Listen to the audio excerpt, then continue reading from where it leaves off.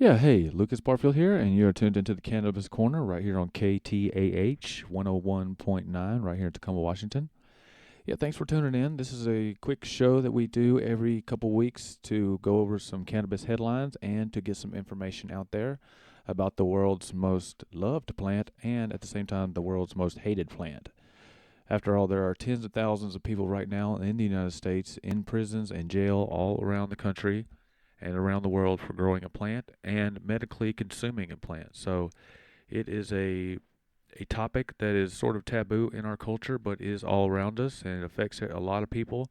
And here in the state of Washington, where I am, it is a legal thing like alcohol or anything else. So this show is dedicated to talking about it to get the information out there. And my name is Lucas Barfield, and I'm a cannabis writer and cannabis activist right here in Washington State.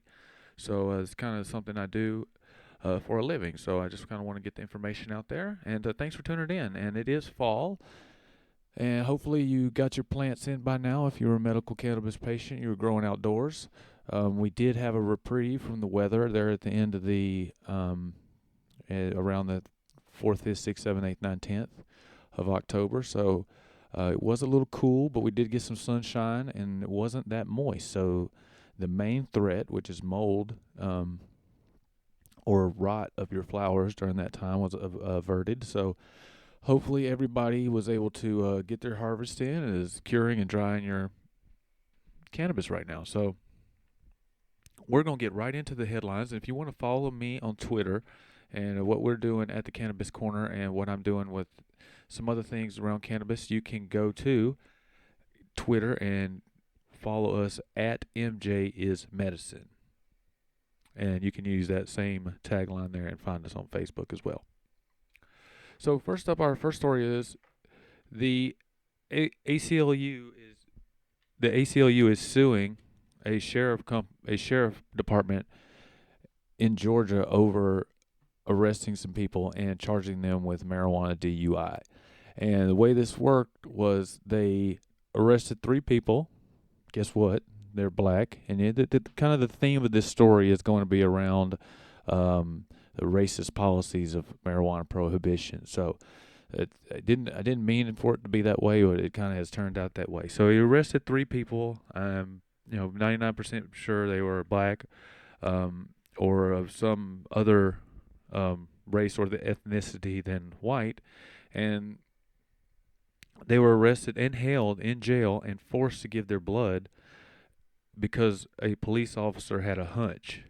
And so if you don't know the way they usually do this, because they can't, it's not like alcohol where you can smell it. You can take an edible or smoke or vaporize cannabis and then it'll brush your teeth a little while later and the odor will go away. So they have these officers that are supposedly trained to be able to spot people that are high on marijuana. And this is real difficult because this is a shady area because you can't really tell. I mean, a lot of people that I know that are cannabis users, unless they use an extraordinary amount, you just won't notice. And so it doesn't impair them. It doesn't impair people that are using cannabis medically. And so this is a really slippery slope when you start using blood levels, and you force people to give blood. It's a bad thing to begin with, but some of these levels are off to begin with. I mean, how many nanograms of THC metabolite can you have in your blood before you're impaired? This is a ongoing question, and in Georgia, the ACLU, the American Civil Liberties Union, sued the Georgia Sheriff's Department over this, and hopefully these people can get their Fourth Amendment rights back, because that's what the lawsuit is saying. It's saying these people's right to be secure in their person and not have their effects searched was violated when they forcibly took the blood. Again, on an officer's hunch. Oh, well, they're smoking marijuana. So that's going on in Georgia. And next up, we're going to be moving up north, and we'll be back to Georgia here in a minute. But next, we're moving up to Massachusetts. Now, if you didn't know, that Massachusetts just legalized cannabis or marijuana for recreational use, and they had decriminalized it back in '09, I think. And they recently, the FBI put some studies together or looked at some aggregate data, and they found that, guess what? Even though arrests are down, they went from in the thousands down to like 545 last year. They're still predominantly African American.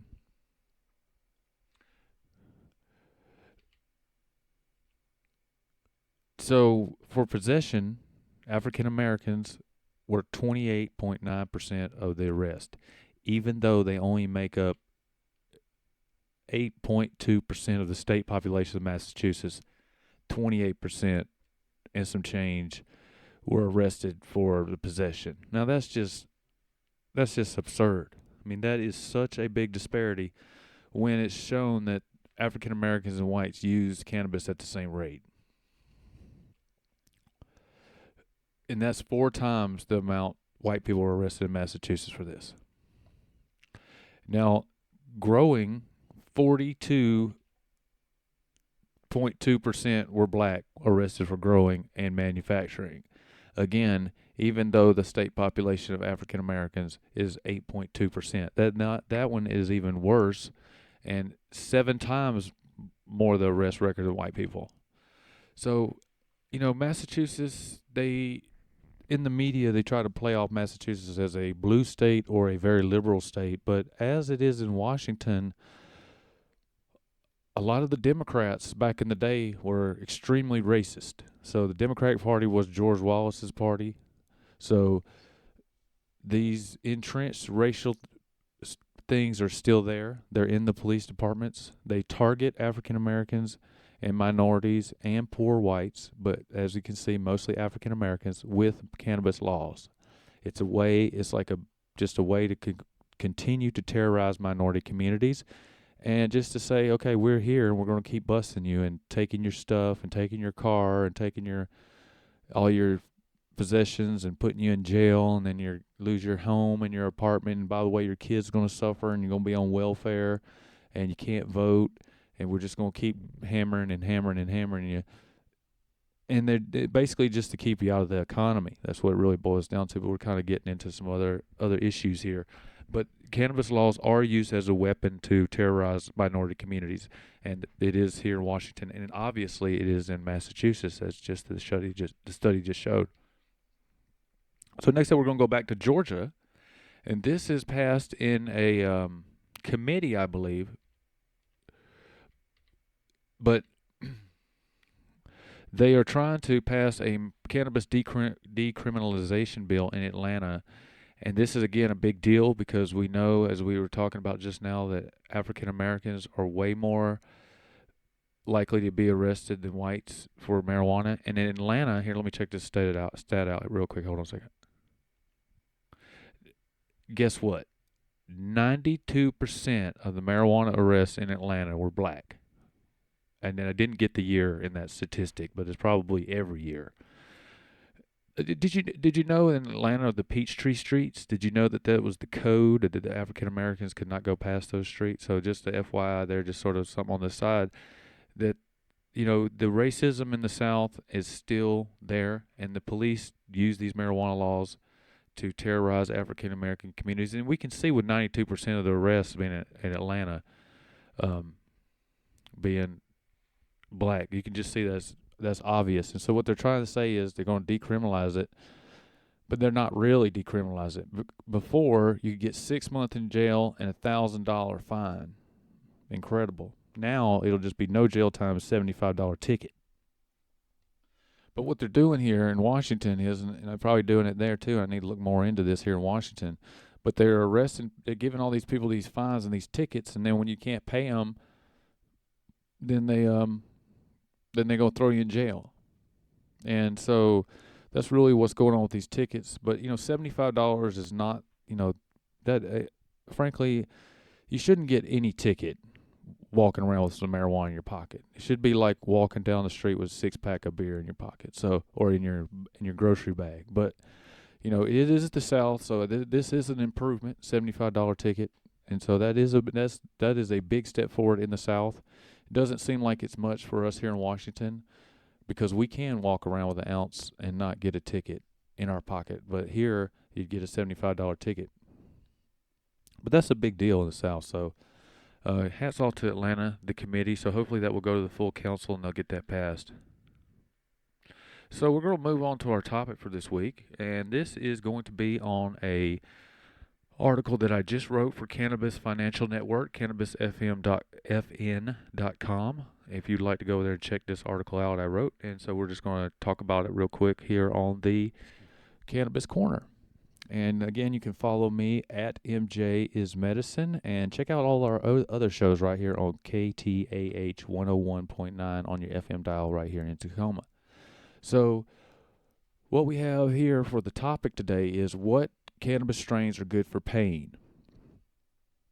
Now, number one, I'd like to say is I am not a doctor. I do have a master's degree, but it's not in medicine. So this is not meant to be any kind of medical advice. This is just me telling you the best research and information I have found on this topic. So it is your choice, anybody's choice to go out and use cannabis, and I will not be responsible for anybody using cannabis, and I am not suggesting that you do use cannabis if you have chronic pain, just that if you do choose that you are educated and you know what you're doing. So chronic pain is defined as pain that lasts for more than 12 weeks. So that can be broken bones, that can be arthritis, that can be cancer, that can be a surgery, that can be MS, that can be chronic pain is caused by fibromyalgia. You can get migraines, eye problems. You can have chiropractic issues, give you chronic pain. So on and on and on it goes with chronic pain. I actually right now have some chronic pain in the neck from, I think, a sports injury. So chronic pain is real. A lot of back pain and chronic is a big form of chronic pain. Now, acute pain is more like it's like a sharp pain, like you've been stabbed, or it's really hard. It's a more powerful pain, and it's the indication of more immediate issues. So it's a difference. So if you break your bone, that's acute pain. It's now 10 months later from that, and your arm's aching every day. But it's tolerable, that's chronic pain.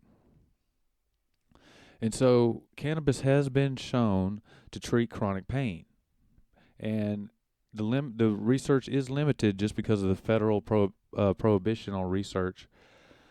But the research is out there, and it is a popular thing for people to use medical cannabis to treat chronic pain. Most states, their qualifying condition is chronic pain. Although in Florida, I know that has to be chronic pain related to one of their conditions. So if you broke your foot 10 years ago and your foot hurts every day because you're on your feet every day working, that would not qualify you for medical marijuana in Florida, although that is chronic pain, if that makes any sense.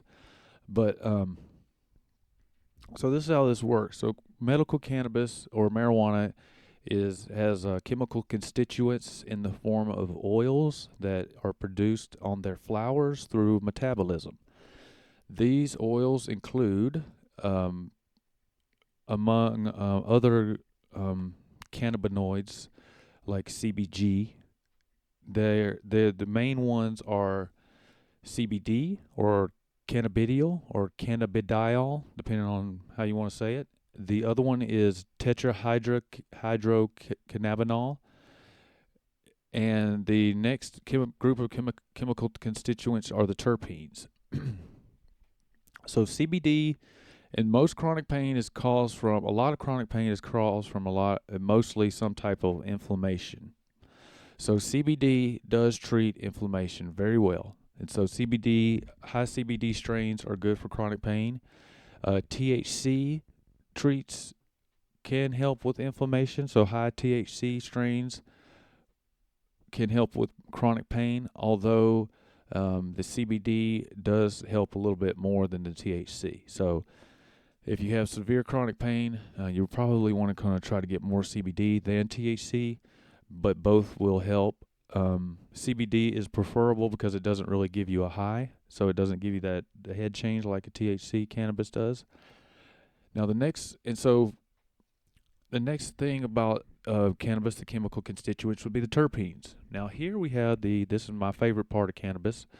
Here we have the cannabis smells. So this is all the different smells. So everybody complains, or a lot of people love it, but hear a lot of complaints about the smells. And these are the molecules that give cannabis their smell. They're called terpenes. We talked about this before, I believe, on the show a couple weeks back, I think. And so there are 7 or 8 terpenes in cannabis, but the ones that specifically help with inflammation and thus will help with pain are linalool, alpha-pinene, and caryophyllene. Now, just so happens linalool has like a floral smell to it. Pinene is the alpha-pinene is like a pine smell, and caryophyllene has a woody, spicy smell. And so there are some strains that have those qualities that I'll just go over real quick that I put in the article.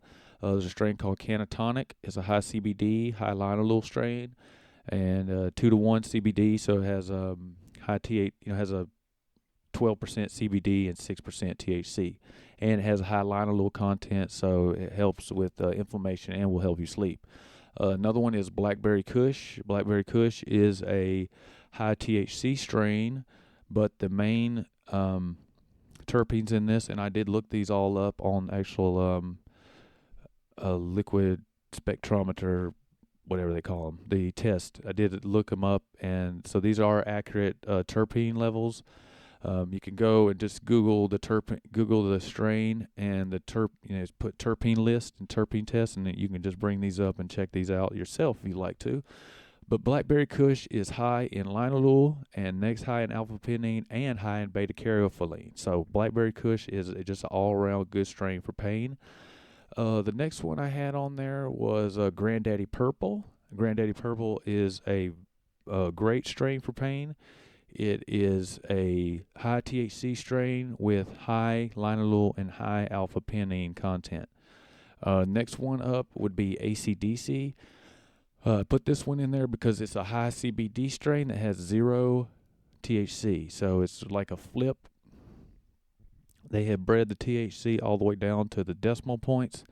And so it'd be like a 15% CBD and 0% THC, so you could consume it, smoke it, vaporize it, however you want to do it, and you don't really get a high off of it. You do get the effects, but it doesn't give you a high.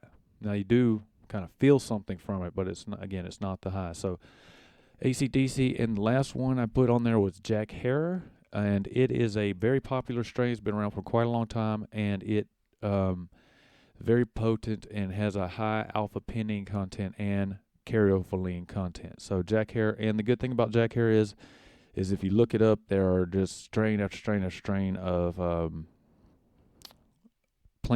different plants that were bred from Jack Herer. So yeah, that's our topic for today. Just different strains. And just real quick, something else I wrote about in the article are the methods of application. So if you got strong acute pain or chronic pain that you really want to get rid of, vaporizing or smoking cannabis will give you quick relief. You get the best terpene effects from vaporizing, smoking cannabis. So if you really want to get those terpene effects, smoking cannabis is the best. Next up is topical. It's twice as much absorption in topical in cannabis, and you want to get those topicals, lotions, and salves. You want to get those right on the pain. So if you got a hurt knee, you want to get that salve and rub it right on your knee, and it will deliver the THC and the CBD right to the cells. I don't know much about the terpenes and topicals. Usually the terpenes are cooked off when activating for anything other than smoking, so probably not a lot of terpenes in the topicals, but you can get the CBD and the THC in there. So, and then the next one, of course, is edibles, and edibles are 5 times more absorbent than smoking cannabis. So if you really want the full effects of your cannabis, eat them or make baked goods, and they are best for chronic pain, like in your internal organs. If you're having problems with your stomach or your liver or your bowels or anything like that, though, you want to get the THC and the chemical constituent down into your gut. The object is to get the chemical constituents as close to the affected area as possible. So that is a little bit on how to use cannabis and some strains with chronic pain. Not just making stuff up. That's the real science going on there. You can check all that out yourself. Check out analytical360.com. That's where I got all those tests from. So if you any questions, hit me up at MJ is Medicine, and I get you more information on this.